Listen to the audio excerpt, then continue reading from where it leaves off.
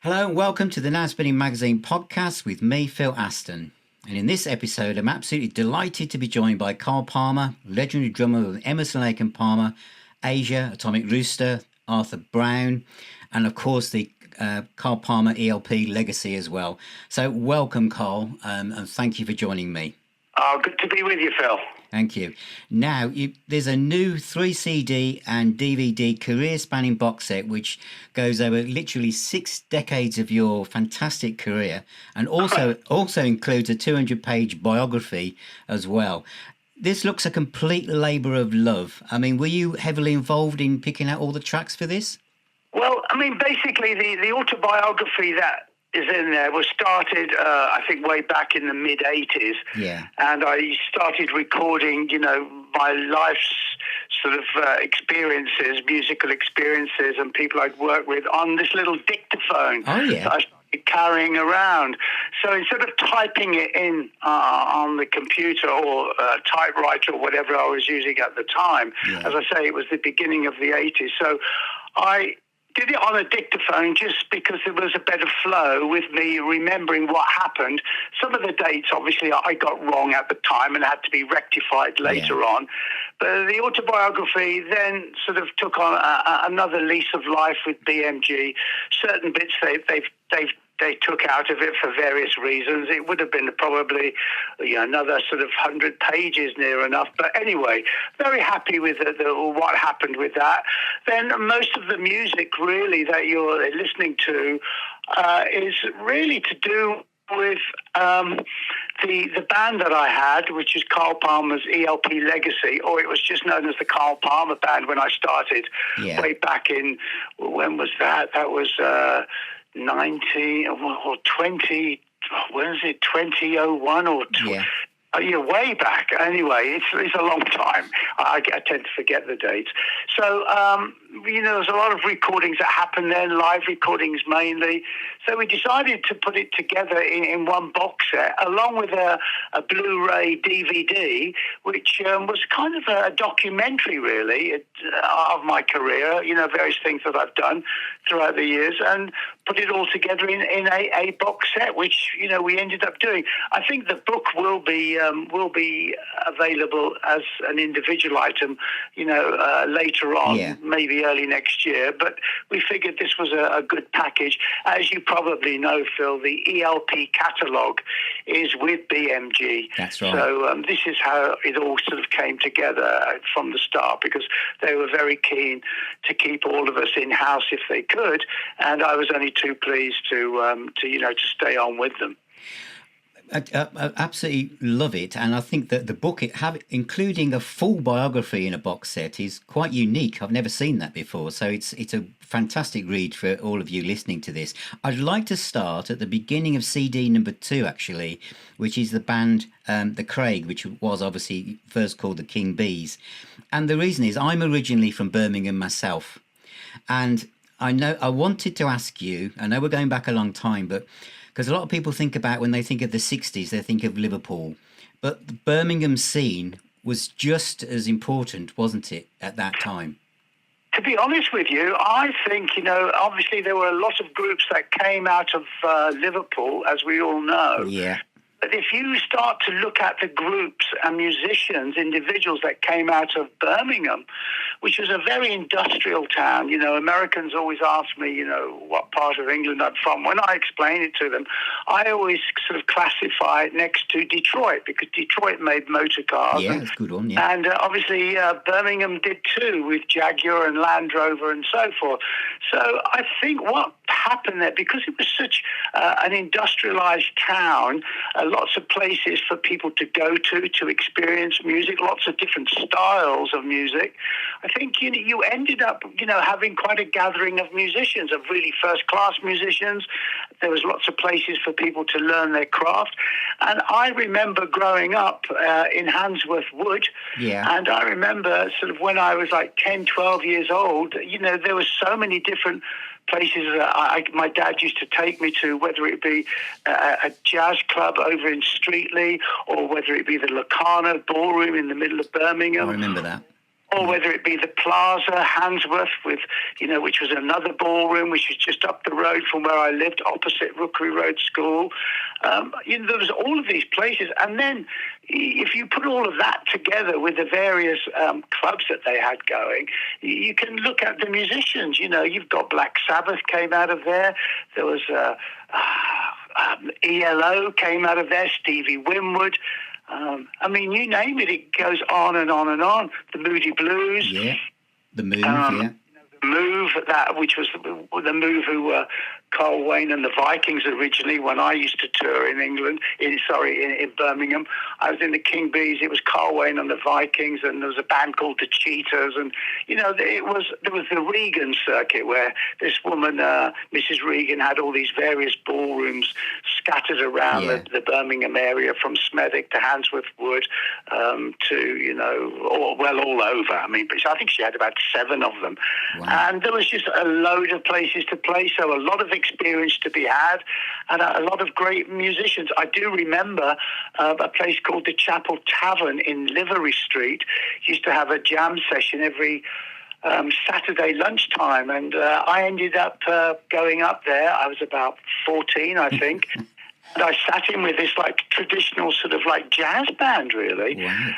I knew that type of music very well because I'd been in several little jazz groups before. And anyway, it was on that particular day that when the piano player turned around and looked at me, it was, not young, but he's about 2 or 3 years older than me, was Steve Winwood. So it was very, very easy, to run into sort of lots and lots of people, The only person I never got to see in Birmingham who is still a really good friend of mine, and we meet up regularly, was Tony Iommi. Because by the time I left Birmingham, I think in 1966 I left, the end of 65, 60. That's right, I had my 16th birthday in London. I think Tony was still playing in, he got the band together, I think, and they were still playing in the garage and stuff. They weren't actually doing gigs. So I never got to see Sabbath until I played California Jam in America. Black Sabbath were on the same bill. Yeah, I think Purple and I and ELP had co-headlining. But, he became a good friend, Tony. And as I say, there's just so many great musicians. Just take Jeff Lynne for one, just remarkable. And John Bonham, who became a very good friend when I was in Chris Farlow and the Thunderbirds, which was my first group I played with in London when I left home and came down here. I was with Chris Farlow for 2 years, and when I decided to leave and go on to the Crazy World of Arthur Brown, I asked Chris, I said, if it doesn't work out, can I come back? And he said, well, I've never had that question asked before. I said, well, I like the music that they play in the Crazy World of Arthur Brown. I'm not too sure if I'm going to enjoy working in America, which was where they were quite big because they had the number one single there, So he said, yes. He said, but there is one condition. He said, you have to find a drummer. So I said, well, I can definitely find a drummer. I said, if that's all I have to do. So he said, yeah, if you find a drummer and it doesn't work out for you with the Crazy World of Arthur Brown, he said, I'll let you come back in. So I asked John Bonham, to come down. We'd played opposite each other. He was in the Crawling King Snakes, I think, some band like that. And he was, he's really good, John. And I said, come down. Anyway, John got the job with Chris Farlow. I think he stayed for about 3 months. And then he got a call from Robert Plant saying he'd been contacted by Jimmy Page and they were going to form a band. And, I think John said, I'll come down and give it a go then. Well, he didn't have to go down because he was already up in London. And I think that's where the first auditions took place for Zeppelin in the Surrey area, I believe. Yeah. But don't quote me on that. That's okay. So, a lot of great memories, a lot of great musicians who did incredibly well on a global level, apart from having major recording success. Yeah, and the one thing you mentioned when you were talking there is the fact that you were heavily influenced by jazz, and around this time, if you're a guitarist, you were influenced by blues music. All the guitarists, whether they were Tony Iommi or Richie Blackmore or Jimmy Page, were influenced by the blues. But if you were a drummer, it seems to be, from that period, it was jazz, wasn't it? So Bonham, Pace... The better players were the jazz players. It's not to say that there weren't great rock drummers. I mean, James Brown had some great drummers. I mean, there were great rock drummers, but they weren't readily available to hear. You couldn't really sort of get to sort of hear them play something a bit more interesting. It was basically backing the singer. But jazz drummers, were backing soloists, so they could stretch out more. You would learn more. And, I mean, we had some great drummers in England anyway. People like Kenny Clare, who's one of the greatest sort of jazz drummers, big band drummers that we ever produced here in the UK, who I actually tried to get lessons from, but it didn't happen, unfortunately. But the jazz drummers were definitely the best. I mean, my dad used to take me to whatever jazz club there were. There was one over in Digbeth, at Digbeth City Hall. I went to see many jazz groups there, Humphrey Lyttelton. Somewhere in Stetchley, I think there was a jazz club. I saw Phil Seaman, who was another great drummer. And then, a guy that I had lessons off was a chap called Lionel Rubin, who used to be on the television on a program called Lunchbox every lunchtime, the Jerry Allen Trio. And he was another great jazz drummer. So there was an incredible amount of talent in Birmingham. And when you join Emerson, Lake and Palmer, you're still only 20 years old, aren't you? Yes, I just formed the Atomic Rooster. The Atomic Rooster had been together about 8 months. Yeah. We were doing quite well, and we just left Arthur in America because things were going wrong there. Came back, and I said, I'm going to form a band. And before I knew it, Vincent Crane was on the same plane as me, said, I'm coming back as well. I can't wait around any longer. So I said, fine. I said, well, let's do it together. You take care of writing some music. Let's get some ideas going. And I'll see if I can find somebody to manage us and get us on the right track. And I did. I ended up finding Robert Stigwood, who was very interested in the band. And I think we signed a deal with B&C Records. And that was it. And, the Atomic Rooster did very well. They had a number one single called Tomorrow Night. Yeah, brilliant track. I had recorded as a demo prior to leaving. And, of course, I was sitting in the rehearsal room 8 months later or 6 months later with Keith and Greg, and the Atomic Rooster were number one with Tomorrow Night. Obviously, they had to re-record it with their new drummer.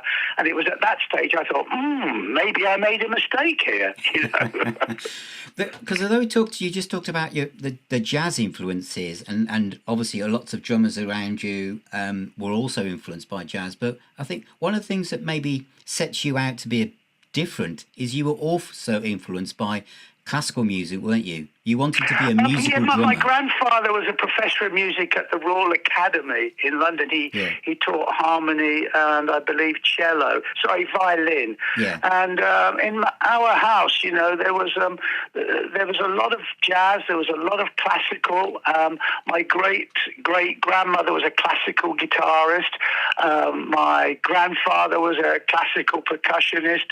My other grandfather, who kind of lived in the same house as us, was a classical violin player come conductor. He conducted at the London Palladium, the Palm Court Orchestra, as well as teaching at the Royal Academy. And he got me interested in classical music, and he used to sit me down and play, the Rite of Spring by Stravinsky and, Tchaikovsky and things like this. And I really enjoyed that type of music early on. And then my dad would have all these great jazz albums by Earl Gardner and Dave Brubeck and you name it, so Oscar Peterson, and it went on like that. So I kind of grew up in that world, really. It wasn't until my eldest brother, Jimmy, who was a guitar player, and he was in the Locarno Orchestra in Birmingham, where I played a few times. He brought the greatest hits by Elvis Presley, and I remember playing that, and I couldn't believe it, to tell you the truth. I thought, wow, this music's interesting, and that's what sort of kicked it off. And I think by the time I was 14, I'd had several jobs in Birmingham and in Wolverhampton, playing at the Pear Tree Club and stuff, and doing all of that. And I saw an advert in the Birmingham Mail for a group wanted a drummer. and they were called the King Bees. And I found out they were rehearsing at the Plaza Handsworth, which was a Mrs. Regan place. And the orchestra that played in this ballroom was called the Charlie Simpson Orchestra, which my eldest brother knew. Jimmy knew Charlie Simpson very well. So anyway, in the daytime, the King Bees had got the rehearsal space on the main stage to audition drummers. Anyway, by the time I saw the ad, and I sort of... I thought, well, I'll go up and have a look, see if anyone's actually there rehearsing. When I got there, they had just finished. They'd played with, I think, 2 or 3 drummers. And I asked them if I could play. They said, well, we're thinking of packing up now. So I said, well, I can use the drum set that's on the stage because that belongs to the drummer who plays in the big band here. I said, it won't be a problem. They said, well, okay, but you need to learn some songs, and so we can just see what you do. So I said, okay, fine. So what they did was they gave me this pile, about 4 or 5 singles with a chalk mark on each side. And they said, look, learn those and then come back. So I said, okay. I said, how long are you going to be here for? So they said, well, we're going to the fish and chip shop across the road. We're going to be here at least another hour, Yeah. So I said, oh, okay, fine. Well, I only live 10 minutes away walking. I ran home like, hell in the night, put these on, listened to them. I thought, God, this is easy. And I charted it out, because by then I could read music very well. Wow. I charted 4 of the 5 out. I thought, well, I'll just get up there, listen to the 5th piece. I thought, well, I'll busk that one. I'll be able to play that, I'm sure, because it's simple. Got up there and said, I'm ready. They said, what do you mean? I said, well, I can play these 5 tunes with you if you want to give me a shot. And I played them, and they said, you're in. You're in. I said, that's fantastic. I said, you don't use music then, you just learn it by heart, because I'd only ever been in bands where there was music involved. So they said, no, you just got to learn them like that. We buy singles and we all learn them, and if we change them, we change them all together so we know what the arrangements are, and that's how we do it. So they said, well, Saturday we need you. So I said, oh, I can't do that. I said, I can't come for another 10 days, possibly 2 weeks, because I have to give you my notice at 2 different jobs I got. I got a residency at the Perry Bar Working Man's Club, and I got another residency at the Pear Tree Club in Wolverhampton. My dad used to drive me over there. So they said, well, oh, okay, all right. Okay, but we've got to have a start date from you. So the following day, I rang through to, I think, Jeff Brown, who was a lead singer, rhythm guitar player. I rang through a date when I could start, and then they rearranged how they dealt with their business. And then I started with the King Bees. My dad wasn't very, very pleased, but when he came to a concert, he saw how happy I was. He just said, well, get on with it and see how it goes, and that was it. And that was my intro to playing in a rock band, really. And I think all that got me, to be honest with you, Phil, was when I heard the Vox amplifiers, and I've actually got an AC30 here in the house. When I heard those Vox amplifiers going away, and I was sitting in between them, I thought, oh, this is a bit of me. I need this, And I was smitten straight away. I was in, Smokestack Lightning, Howling Wolf, and I'm a King Bee, and all those kind of things we used to play. I thought it is lovely because it was R&B, really. It was close to jazz, so it was close to my heart. And there was a little few sort of Tamla songs in there, a bit rocky. I thought, yeah, I'm in. And that was it. So one of the things you mentioned there is that you learnt to read music, so you could obviously sight read. Is that obviously through the 70s and 80s, it was quite unusual for anyone in a band to actually read music. Everything was done by feel and remembering improvisation. So being a drummer who could read music must set you quite a way apart from many of your contemporaries, I would imagine. Yeah, well, it came about. I never set out to want to learn to read music. It was just a case of my parents, were quite happy for me to go into to the music world and play, because there's a lot of music in the family. Yeah. They realised I didn't want to work in the retail shops that we owned, because we had a couple of retail shops in Dudley. We also had a stall in Dudley and a stall in Cannock. They realised I didn't want to do that, but there was so much music in the family. They said, well, if you become a musician, you need to buy some insurance and you need to learn to read music so you can go and do Broadway shows or join a classical orchestra or do this or do that. So that's how they viewed it.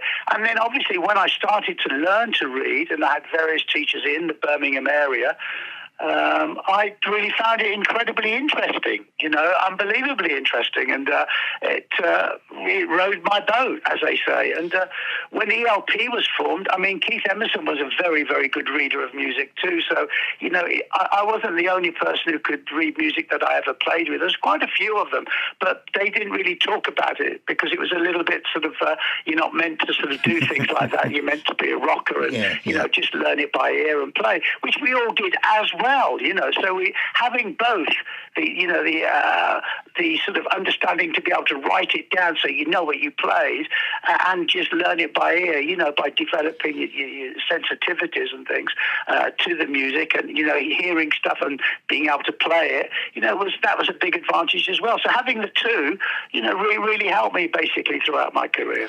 So Keith and Greg, or Keith especially, though, he was a few years older than you, and obviously, as you say, he was an incredible musician. But I remember reading that how much you had an influence on Keith when it came to putting together Tarkus, because you were interested in time signatures like 5/4, 9/8. Yeah.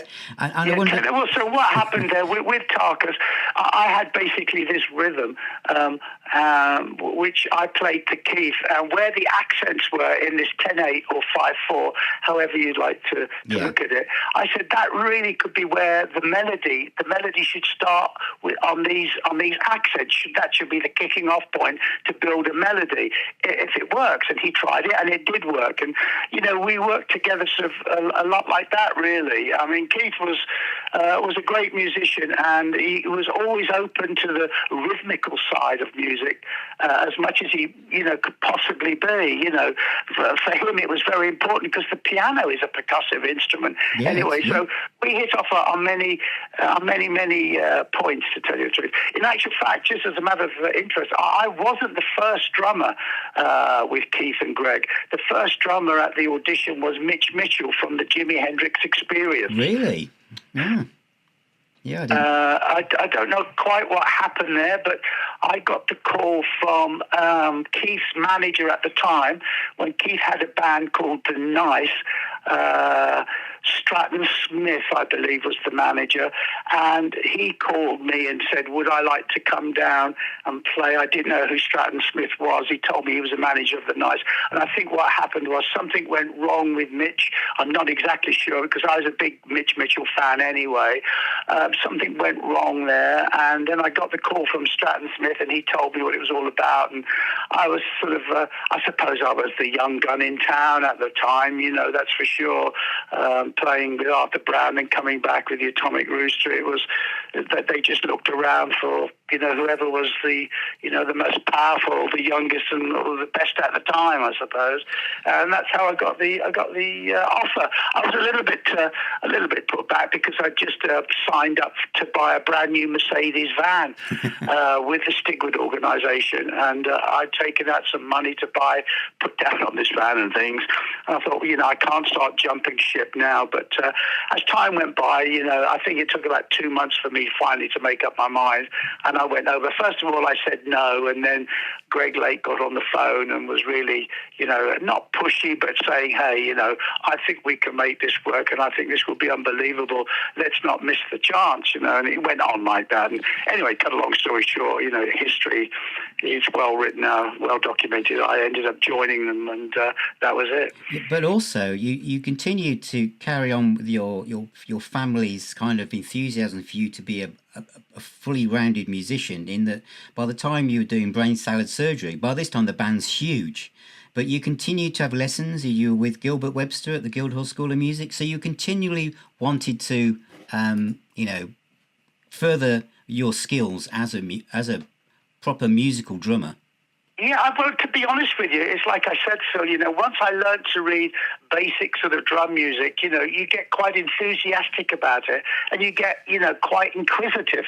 So I thought, I'd like to just, though I might never use it, I'd like to just sort of know how to play timps, and I'd like to know how to tune them in thirds and fifths. How do you do that? And I'd like to learn to play that last part on the timpani of the Rite of Spring, and it went on like that. And I went to the Royal Academy, to James Blades, and I went to the Guildhall and studied some xylophone with Gilbert Webster. So it was really just, being super inquisitive. And don't forget, ELP was a classically driven the group anyway, and I was really into classical music. I mean, that's where Keith and I hit it off.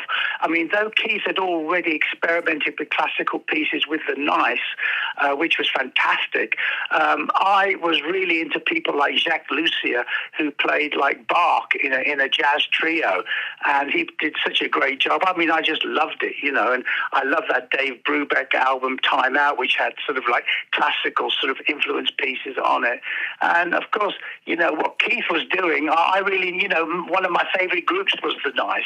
Yeah. So when I ended up playing with Keith, it just brought everything together that I was learning or wanted to learn, or directions I wanted to go in, was all there in one hit, So it was a lot of fun. And I just stayed on that inquisitive sort of part. I'll learn as much as what I possibly can all of the time, and that's what happened.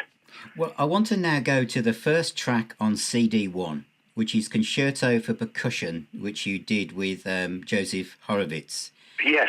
Now, this was recorded at the same time as Works Volume 1, but obviously wasn't included. But it's one hell of an outtake. It's absolutely an incredible piece of music.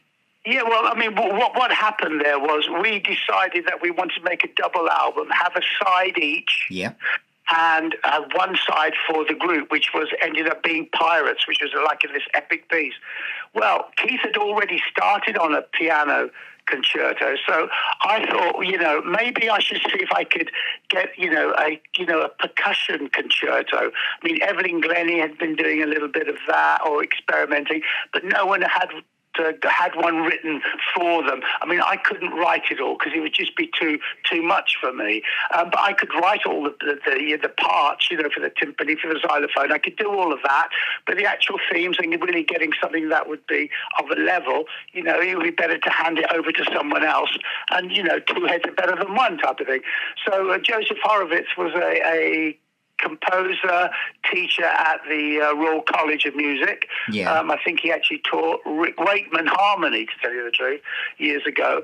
Anyway, I decided that that's what I would do. So I recorded that particular piece, and I recorded lots of individual tracks because we had so much time off at the time. Yeah. And when it came to putting the album together, I think we tossed a coin, and we couldn't have two concertos on this double vinyl. It was at the time. We could only have one because it would be a bit too much. We thought, I mean, we were used to taking chances, but we didn't really want to do that. So I think it was like a toss of a coin, and Keith got it, and he got his concerto on there, and I kept mine back for a later date, as it were. Because one of the things I feel, and this is just a personal observation, is that if I go back to 1977, I'm personally 18 when this comes out. Punk is going on in the UK. The age of the audience for ELP is probably around teenagers or people in their late 20s, early 30s. And our mums and dads, most of our mums and dads, listen to classical music and stuff, but a lot of the people I was growing up with didn't. Now, from where I am now, looking back through the lens of time, and a lot of the people I know around me, we all appreciate classical music. It almost feels like Emerson, Lake and Palmer were way ahead of their time, that the audience at the time was too young to appreciate what it was that was being put down in front of them. I mean, I'm thinking of Keith's piano concerto, which is immaculate, and now is being seen more by the classical world as being, a brilliant composition. And your concerto percussion, because that was the first thing I played on the box set, and I just thought, oh my God, I thought, where this is just amazing. But as you say, at the time, it would have been perhaps too much. But I mean, now, it never got picked up by an orchestra for an orchestra. I mean, I played all of the parts, but the concerto never got picked up at the time by an orchestra because they said, how can you have a percussion concerto? Well, there are tuned percussion instruments like vibraphones, xylophones, glockenspiels, tubular bells. You can play tunes as well as hitting a drum type of thing. So what's the problem? Anyway, it went against the grain as far as the real sort of classical heads were concerned, and it was considered to be something really bizarre. And a lot of people, couldn't understand why Joseph Horowitz wanted to do it. In actual fact, the first chap that I chose to help me was a guy called Andres Panufnik, who was like a huge sort of name in the classical world here in England. As far as he was Polish, but he was an unbelievable writer, and he'd written so many great things. And he said, Carl, he said, I just don't see that. Well, if you roll on from the 70s, if you roll on from the time I did that 76, 10 years or whatever, within that 10 years, Evelyn Glennie had already picked up the second movement from my percussion concerto, and she was playing it. People had already started to warm to it.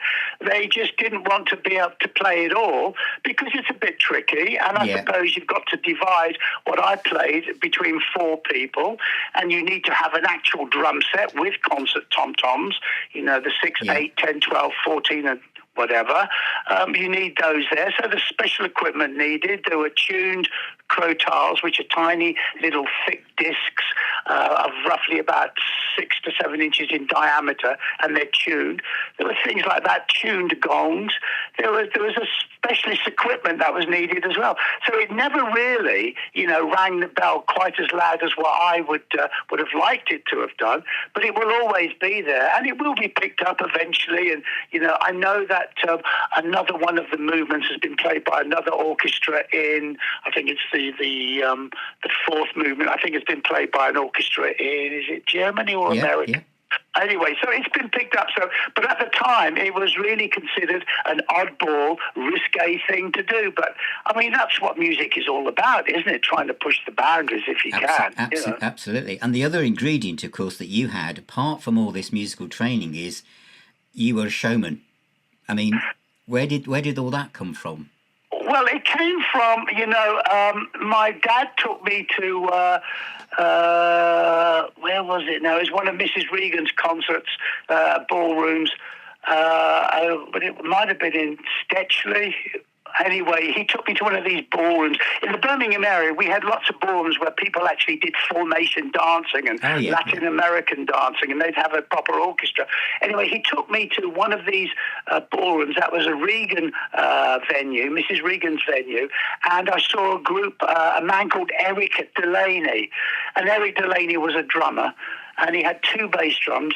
Can you imagine? This was in 1963. He had 2 bass drums, all of these tom-toms, thousands of cymbals, timpani on stage, and he had a revolving drum riser. Wow. And I saw this guy. I thought he was a complete nutter. I couldn't believe it. I said, I said to my dad, I love all of this. I said, this is great. And he said, yeah. He said, it's good as long as you learn to play. He said, if you want to, he didn't use the word eye candy, meaning, if you wanted to it looked better. He used some other word at the time, but that's what he was insinuating. Yeah, as long as you learn to play properly, then you can do whatever you want. And he said, you just can't be flashy for the sake of being flashy. You need to be able to play incredibly well as well. So I kind of took that as a bit of a lead from Eric Delaney. And once I got with Keith Emerson, when he started sticking daggers in his organ and riding the keyboard across the L100 across the stage and things, I thought, I've got to smarten up here and get things going. And that's where the 2 gongs happened, and the revolving drum riser and all that stuff. And I just decided that I would build as much into my playing at the right time as possible, which was really the whole ethos of ELP. We always thought that the music should stand up on its own without a vocal. If we add a vocal, it should take it to another level. And once we've done that, if we can actually make the music more exciting by adding slides or screens or whatever visuals we could, then we should consider that. And that's how it all came about. So it was part of our general makeup as three people, actually. Fantastic. Now, many musicians only have one bite of the apple, but you obviously had several. But another highlight of your career is Asia. Now, this is very different to Emerson, Lake and Palmer, but the quality of the music and performances was just as incredible, and in no small part, perhaps because of John Wetton.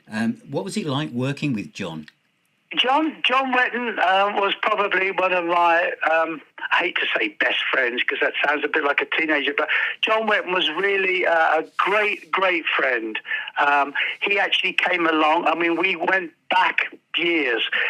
He actually came along to audition for Atomic Rooster, oh, wow. And I passed on him. Actually, the same Steve Howe also came along to audition for Atomic Rooster, and we passed on him. Shows you what I knew then. But anyway, John was just incredible to work with. The albums towards the end with John, the albums that came out on Frontiers, got a little bit too middle of the road for me, and we had a few arguments, and I said I would play live concerts, but I didn't really want to record anything that middle of the road. But the first three albums, and the first album and the second album especially, the writing was just iconic, and it was just fantastic. And when John called me up and said, do you want to come around and listen to some stuff that I've got? When I went round, I mean, I was just sort of bowled over, and he was being managed by a chap called Brian Lane, who was also the manager for Yes at the time, and that's how Steve Howe came into the web. And obviously, there was Jeff Downs, really, I think, was still in the Buggles at that stage, and he was in the same rehearsal room that Steve, John, and myself were playing, and we heard these keyboards down the hallway, and it was Jeff Downs, and we went down and pulled him up and asked him to join. But John Wetton was the key sort of writer, the top line writer. He was just unbelievable, and he had an uncanny thing about him, John. I remember being in the studio over in Ladbroke Grove somewhere, and it was about 12 o'clock at night. We were all getting ready to go home. And he said, I've got this one piece.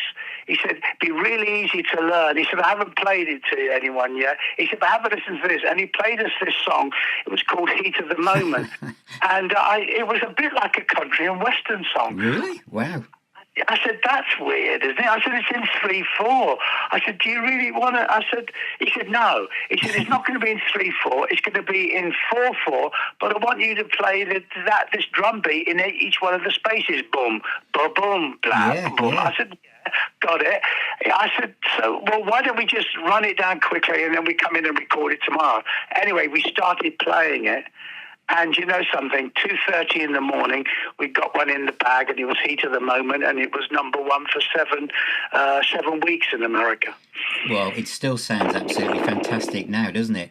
Yeah, and I mean, the rest of the pieces, Only Time Will Tell, Soul Survivor. I mean, they were all great songs. One of the things I want to touch on before we finish is your artwork, where you've taken the kind of the aspect of music and drumming and added a visual aspect to it, and then created static artwork from it. I mean, this is, I think, unique. This is, for those of you listening, this is on the DVD if you want some more information about it. But how did this come to fruition? Okay, so basically, I don't mind saying this because there's a lot of people doing it now, but I believe I was the very first person to start this particular art form. Yeah. So in 1973, wow. I had these light bulbs. I was in Emerson, Lake and Palmer then. I had these light bulbs taped to my drumstick with a cable going down to the floor to a battery, and I had it on both sticks. So I couldn't actually play the drums because obviously the light bulbs would be broken, or when the lights would go out, it would mean nothing. But I experimented with waving my hands around, miming as if I was playing, and I was quite intrigued by the amount of movement of light and the kind of shadows that it kind of, caused. Anyway, I got the idea from playing with Arthur Brown when I used to have about 4 strobe lights around my drum set, which drove me crazy and gave me terrible headaches. But I do remember looking up one day and watching the stick go through the strobe light, and it was like it was in slow motion. And I thought, wow, that's interesting, all the shadows and reflections and things. I'll have to see if I could recreate that another way, but have lights on the drumsticks. Anyway, I did this thing in Birmingham. I stuck these light bulbs, these little bulbs from a torch on the end of each stick, and cables down to a battery on the floor, and I got a photographer to take some pictures, and he took some pictures, and it ended up in the Evening Standard or whatever one of the other papers was in Birmingham, ended up in the paper. Everybody thought I was actually playing, but I wasn't. There was all these arcs of light going backwards and forwards and all around me, and it looked like really futuristic and impressive. Anyway, if you roll forward 40 odd years, the Chinese started making drumsticks with little LED light actually built into the stick. Wow. The stick, which didn't have any cables to batteries down to the floor, as it were, but they were self-generating. When you picked them up, the lights came on. Anyway, there was a company called Scene 4 in Los Angeles called me up and said, we would like to introduce you to this thing we've been doing, and they told me all about it. I said, I did that back in 73. They said, no, Carl, you never did anything like this. I said, I did, yeah. I said, but I only had one colour, which was a white light.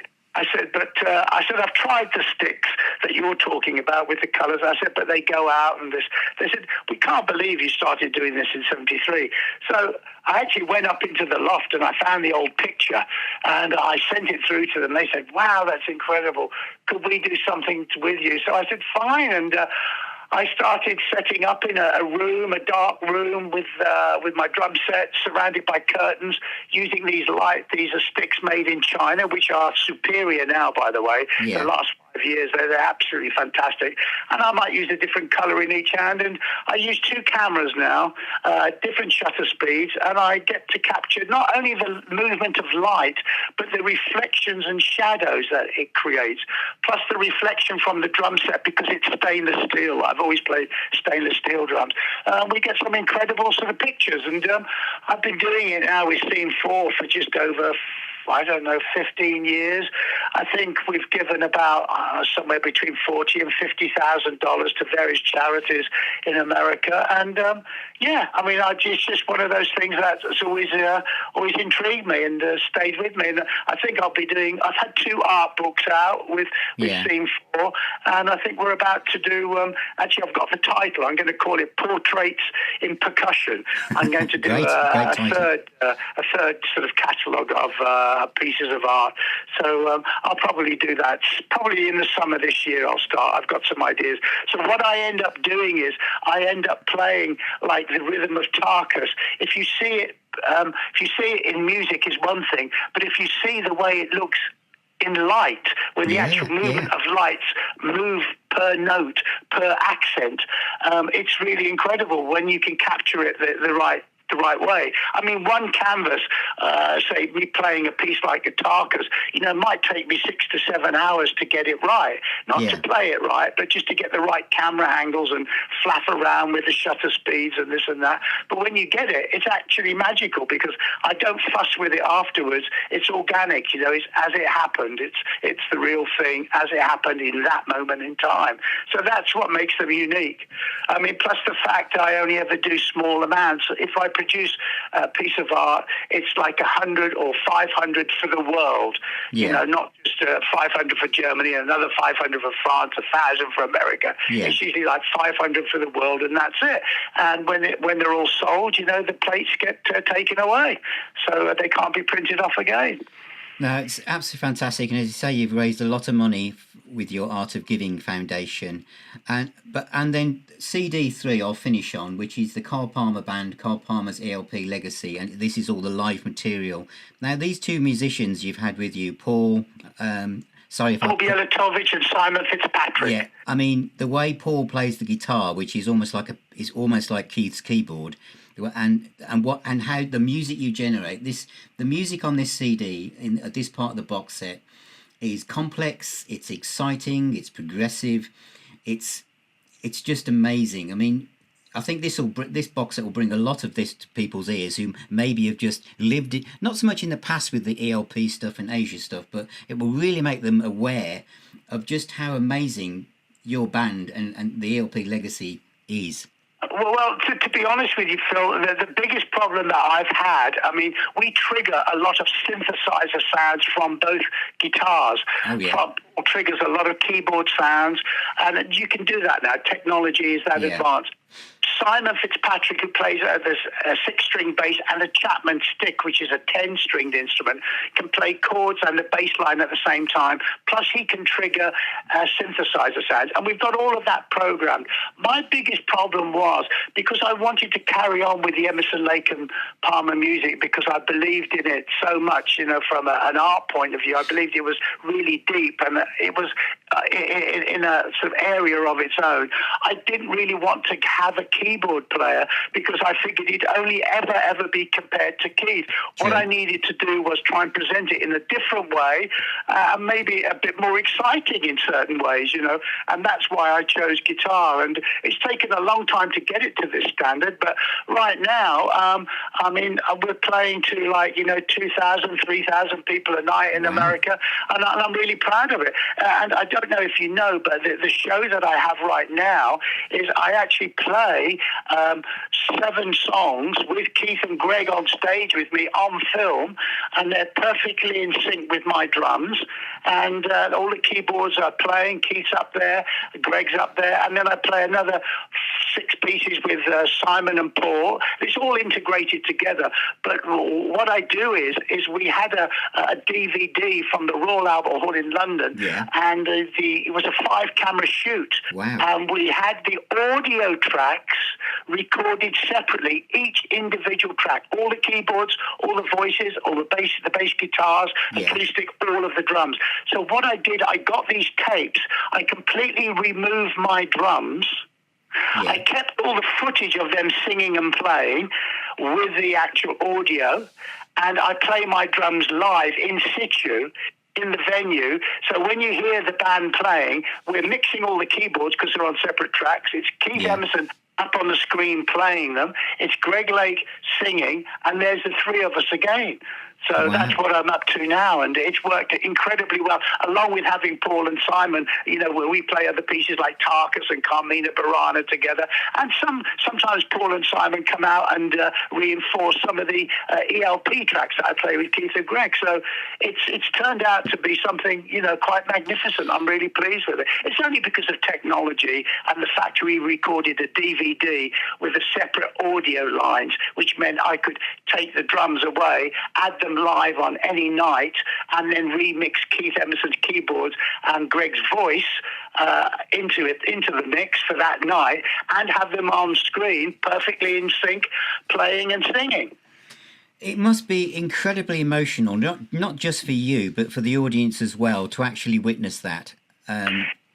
It is, to be honest with you. I've had the first 3 weeks, the editing took me to get me out of all the pictures, all of the frames from the original DVD from the Royal Albert Hall. So you wouldn't see me up on the screen with Greg and Keith.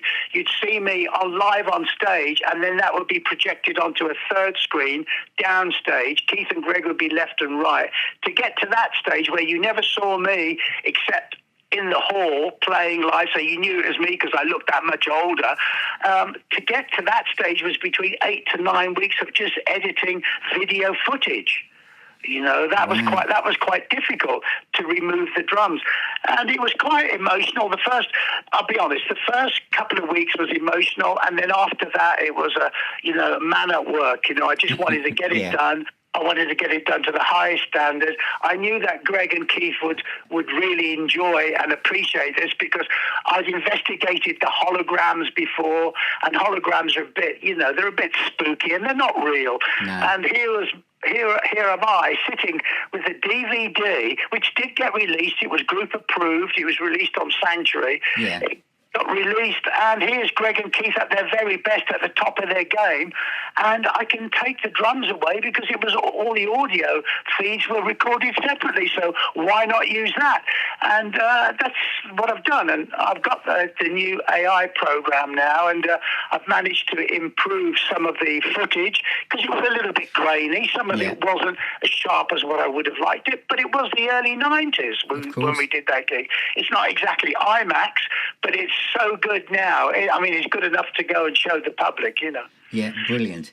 Well, the box set Fanfare for the Common Man is out on April the 1st on BMG. And if people want to find you, Carl, do you have your own website? Is it carlpalmer.com? Yeah, you can go to carlpalmer.com, you know, I'm on Facebook, you know, and all of that. People can always get hold of me or find out what's going on, that's for sure. And we do have a ELP bloggers Facebook page we're starting off, so people can, you know, form some groups and start chatting and, you know, asking questions and things like that.